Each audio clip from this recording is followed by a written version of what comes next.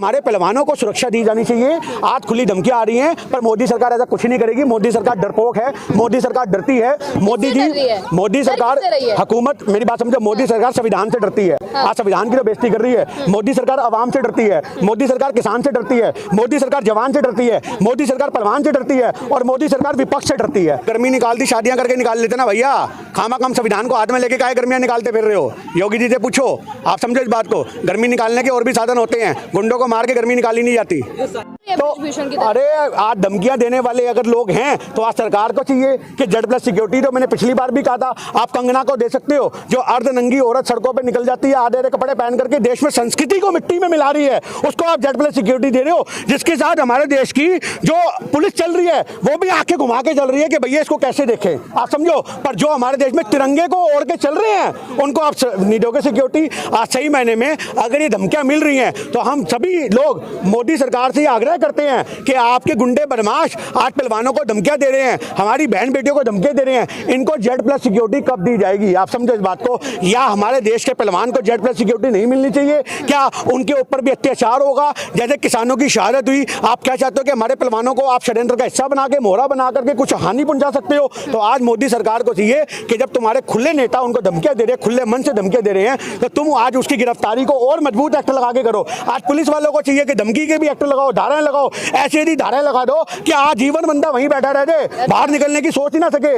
Jail से election लड़ने की भी उसके अगर सपना है तो उसको लगे इतनी धाराएं निकली हैं कि बाहर निकलना मेरे लिए पॉसिबल ही नहीं है। तो आज हमारे देश के अंदर ये मोदी सरकार को चाहिए कि आप हमारे पहलवानों की सिक्योरिटी बढ़ाओ। हमारे देश के अंदर जितने भी यहाँ पे समर्थन करने वाले लोग हैं उनकी फुल चेकिंग करो, किसी के पास किसी भी तरह का कोई औजार ना हो, और उनका जो बैरिकेडिंग से अंदर जाने का रास्ता है वहां पे भी उनके ऊपर रोक लगनी चाहिए। किसी भी तरह का धार्मिक चीजें भी, अगर आज मैं सिख हूं, अगर मेरे पास भी कृपान है तो भी अगर मैं जाऊंगा या तो मैं ना जाऊं, या मैं अपने जो सामान जो चीजें हैं उनको इज्जत से गुरुद्वारे में अर्पित करके जाऊं। तो इस चीज को समझने की जरूरत है कि हमारे पहलवानों को सुरक्षा दी जानी चाहिए। आज खुली धमकियां आ रही हैं, पर मोदी सरकार ऐसा कुछ नहीं करेगी। मोदी सरकार डरपोक है, मोदी सरकार डरती है। मोदी जी, मोदी सरकार, हुकूमत, मेरी बात समझो, मोदी सरकार संविधान से डरती है। आज संविधान की तो बेइज्जती कर रही है। मोदी सरकार आवाम से डरती है, मोदी सरकार किसान से डरती है, मोदी सरकार जवान से डरती है, मोदी सरकार पहलवान से डरती है, और मोदी सरकार विपक्ष से डरती है। आज मोदी सरकार, योगी सरकार लेकिन डरती नहीं है, गोलियों से गोलियां तो डरती है। वही तो मैंने आपको बोला, संविधान की अवहेलना हो रही है।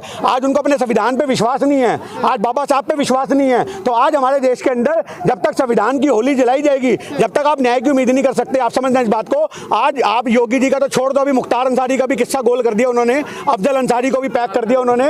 आज 4 साल के लिए उसको जेल डाल दिया। अभी की लेटेस्ट न्यूज है आज की, अफजल अंसारी भी गया, सदस्यता भी रद्द होगी, सांसद था। मुख्तार अंसारी भी 10 साल के लिए गया और 5 लाख का जुर्माना हुआ। ये आप ब्रेकिंग न्यूज में चलाना। पर आज हमें ये डर है कि मुख्तार अंसारी और अफजल अंसारी की क्या सुरक्षा बढ़ाई जाएगी, या धर्म देख करके इनके साथ भी प्लान कोई हत्या का सिलसिला हो सकता है। आखिरी सवाल, 6 दिन बाद FIR दर्ज कर दी गई है, अब क्या लग रहा है, होगी कार्रवाई ढंग से जिस तरीके से होना चाहिए? देखिए, एक छोटी सी बात है कि आज कार्रवाई के लिए तो बैठे हैं। आपने कल बजरंग पुनिया का बयान नहीं सुना, आपने शायद साक्षी मलिक का बयान नहीं सुना। उन्होंने खुले में बोला है कि जब तक उसकी गिरफ्तारी नहीं होगी, उसका इस्तीफा नहीं होगा। उन्होंने, साक्षी मलिक ने बोला, हम चाहते हैं कि वो अपने संसदीय पद से भी इस्तीफा दें, पर अगर वो नहीं भी होता तो कम से कम जो खेल के वो अध्यक्ष बन के बैठे हुए हैं कुश्ती के, उस अध्यक्ष से उनका इस्तीफा होना चाहिए, तभी जांच हो पाएगी। नहीं तो बड़े बड़े अफसर डरेंगे। आप समझो, आज जिससे पूछताछ करने के लिए CBI में बुलाया जाएगा, उसका फोन आ जाएगा, मेरे खिलाफ कुछ बोला, तबादला करा दूंगा, निकाला करा दूंगा। अरे बड़े बड़े नेता भैया, सांसद है, 5-5 बार गए। आप समझो 5-5, 6-6 बार के सांसद हैं,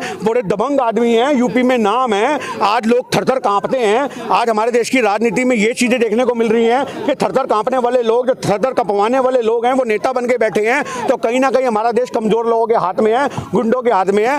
गुंडों से देश को बचाना है, पहलवानों को समर्थन देने आना है, मोदी सरकार को भगाना है। 2024 के अंदर ऐसी सरकार बनाओ जो जनता के मुद्दे उठाती है, जनता को मजबूत बनाती है। साथ नहीं देगा, कुछ भी नहीं होने वाला है। मेन स्ट्रीम मीडिया सब बेईमान है, गोदी मीडिया मुर्दाबाद, बेईमान है, मुर्दाबाद। देखिए मेरी बात, आज मैं हमेशा, मीडिया ने बेड़ा कर किया हुआ, मीडिया साथ नहीं देता। मैं हमेशा बोलता हूँ, बिल्कुल साथ नहीं। आज मोदी सरकार वो अपाइज है, बोल रहे हैं हमें अंदर कर दिया जाएगा। आप समझो, आज मोदी सरकार वो अपाइज सरकार है जिसकी दोनों टांगे नहीं है, और वो दोनों टांगे जो हैं वो मीडिया ने बैसाखियां बन के संभाल रखी हैं। अगर आज आप समझ लो कि वो बैसाखियां उससे छीन ली जाएं तो वो अपाइज इंसान सड़क पे गिर जाएगा, बेचारा चल नहीं पाएगा। तो आज वो बैसाखियां हैं मीडिया, अगर वो नेशनल मीडिया की बैसाखियां मोदी सरकार से अलग कर दी जाए, मोदी सरकार जहां नजर आ रही है वहीं नजर आएगी, जमीन में धसती चली जाएगी, उभर नहीं पाएगी, खड़ा होना तो बहुत दूर की बात है। लगेंगे गोदी मीडिया के मुर्दाबाद के नारे हर जगह लगेंगे। जब तक हमारे देश में गोदी मीडिया को समर्थन देने वाले लोग हैं, आज अंधभक्त जिनको बोला जाता है, अंधभक्तों के नाम के भी मुर्दाबाद के नारे लगने चाहिए और गोदी मीडिया के भी लगने चाहिए, क्योंकि देश का सर्वनाश करने वाला अगर कोई है तो एक तरफ अंधभक्त और एक तरफ ये नेशनल मीडिया के गोदी मीडिया के चैनल। मीडिया सबसे ज्यादा गड़बड़ कर रहा है, बिल्कुल उनसे जबान नहीं है, वो चमचागिरी और गुलामी कर रहा है। कैसे चला जा रहा है के बाद मुख्तार का खात्मा? देखिए, मुख्तार का खात्मे की बात नहीं है, उसकी सुरक्षा बढ़ाई जानी चाहिए। हमारे देश के अंदर अपराधियों को आप सुरक्षा दो। आज सही मायने में अपराधियों को सुरक्षा की भी जरूरत पड़ रही है, क्योंकि गलत तरीके से संविधान गलत हाथों में है, आप समझो। और हमारे देश के बाबा साहब कहते थे कि जब संविधान चलाने वाले लोग हैं, अगर ये गलत तरीके के लोग होंगे तो हमारे संविधान की बहुत ज़्यादा आलोचना होगी और अवहेलना होगी, और आज वही हमें देखने को मिल रहा है। तो चला रहा है हेडिंग के मुख्तार के बाद मुख्तार का खात्मा। देखिए, आज अगर ऐसा कुछ होगा तो आज सबसे पहले योगी सरकार का इस्तीफा आना चाहिए, और जबकि मैं आपको बता दूं ऐसा कुछ नहीं होगा, क्योंकि अतीक के जो उनके माथे के ऊपर निशान लगे हुए हैं वो सही मायने में निशान ही हैं और वो भी हटे भी नहीं हैं। तो आप समझो जुम्मा अभी 10 दिन नहीं हुए तो आप समझो कि मुख्तार के ऐसा कुछ नहीं होगा, ये लंबी कार्रवाई चलेगी, इनको सजा होगी और बहुत बाद में सोचा जाएगा। लेकिन योगी जी तो बोल रहे हैं कि हमने गर्मी निकाल दी, जो हमने जनता से वादा किया था वो पूरा कर दिया। अरे गर्मी निकाल दी, शादियां करके निकाल लेते ना भैया, खामा कम संविधान को हाथ में लेके काहे गर्मियां निकालते फिर रहे हो? योगी जी से पूछो, आप समझो इस बात को। गर्मी निकालने के और भी साधन होते हैं, गुंडों को मार के गर्मी निकाली नहीं जाती। जो साहिस्ता को लेकर जो मीडिया ट्रायल चल रहा है काफी टाइम से, इसको कैसे देखते हैं? भैया हम ये देखते हैं कि हो सकता है वो इंडिया में हो ही ना, हो सकता है कि आज उसके पति को अतीक अहमद को ये पता हो कि भैया हादसे का शिकार मेरी बीवी भी हो सकती है, हो सकता है कहीं दुबई में बैठी हो, किसी खाड़ी देश में बैठी हो, कोई बड़ी बात नहीं है, संबंध तो होते ही हैं ऐसे नेताओं के। तो आज हम ये बात बोलते हैं कि शाइस्ता परवीन को टारगेट किया गया, आप सजा जो बनती है मुजरिम की वो सजा दो, आप कानून को अपने हाथ में मत लो। आप कानून की वर्दी पहन करके, कानून की बंदूक के हाथ में लेकर के अगर कानून के हाथ में लोगे तो देश मजबूत नहीं, देश कमजोर होगा। लेकिन यूपी की जनता तो ताली बजा रही है ना। अरे तो आज भारत ने थाली भी बजाई थी, इससे क्या मतलब है? ये थाली बजाने से देश मजबूत हो जाएगा क्या? आज हमारे देश को कमजोर अगर कोई कर रहा है तो वो ऐसी नेता कर रहे हैं, योगी जैसे ऐसी नेता कर रहे हैं, मोदी जैसे, क्योंकि देश को मजबूत करने के लिए संविधान को मजबूत करना जरूरी होता है। आप संविधान को मजबूत करो।